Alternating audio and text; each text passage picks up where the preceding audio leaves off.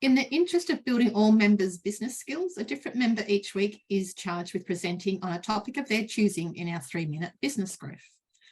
The member for this week is the amazing Misty with her crown. I'm going to give you something. I've been run sales classes, right? So every week I run sales classes.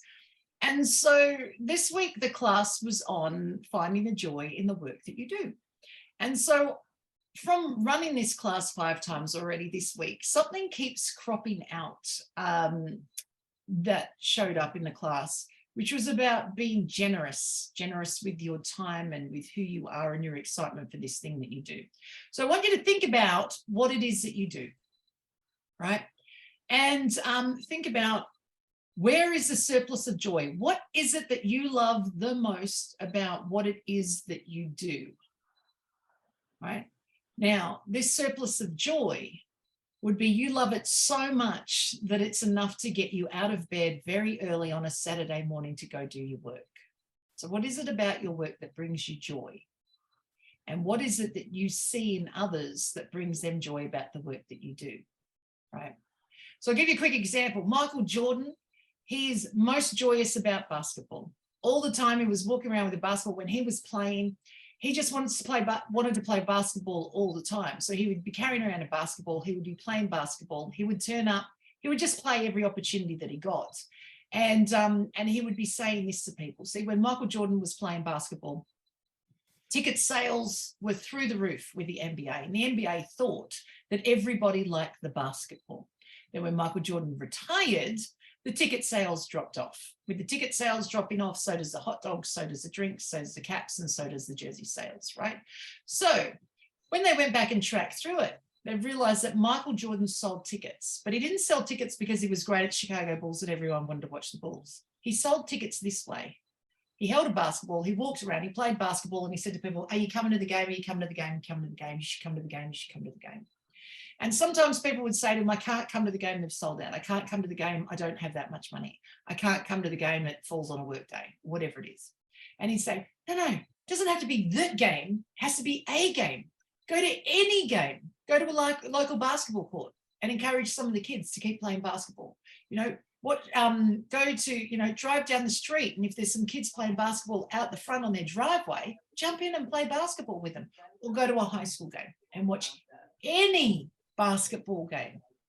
He had this philosophy, which was promote the industry first, basketball, promote the team second, Chicago Bulls, and promote himself third. And he said never in his career did he ever promote Chicago Bulls or himself. He only had to promote the basketball in order to end up playing every single day. And if we look at Michael Jordan playing basketball, put your hand up if you think he has more money than you have. Isn't that interesting, right? His joy for the game and promoting the game, not himself or his team, but the game has given him more money than most people on the planet. Definitely more than us, right? Now, the other interesting thing about Michael Jordan is, so generous was he with his basketball and his love for basketball, is that whenever he could, he would play basketball. So I have read stories of him driving down the street, say on his way to training, going to be early or just going to the supermarket to get anything, and he'd see a kid at the front of his house playing basketball by himself. So Michael Jordan would pull over in his flash car, he'd get out and he'd say, do you mind if I play basketball with you? And then he'd play basketball for about half an hour with the kid, get in the car, go off and do his errands.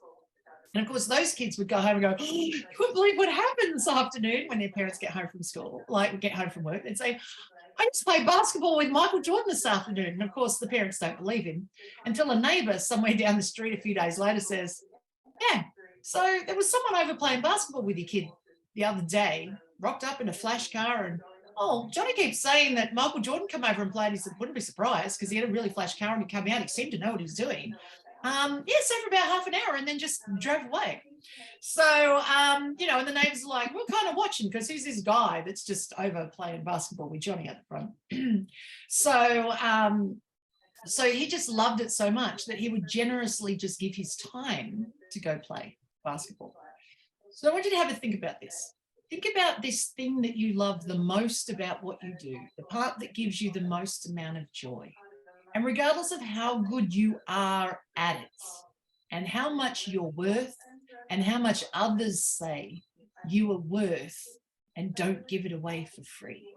When it comes to advertising and ending up with more than most, which seems to be what Michael Jordan does, what Pink does with her singing, any one of those ones, right? Think of the people that have more than you, right? They love what they do so much that they just give it away without worrying about it. And as a result, that generosity and of their love for what they do, they end up with more than most people. So think about the love that you have for what you do and generously share your love about it with everybody you meet, and see if that doesn't help you increase your sales. Because I think it's the generosity of your enjoyment, which is a better ad than most other things. And that's our educational snippet, Joe.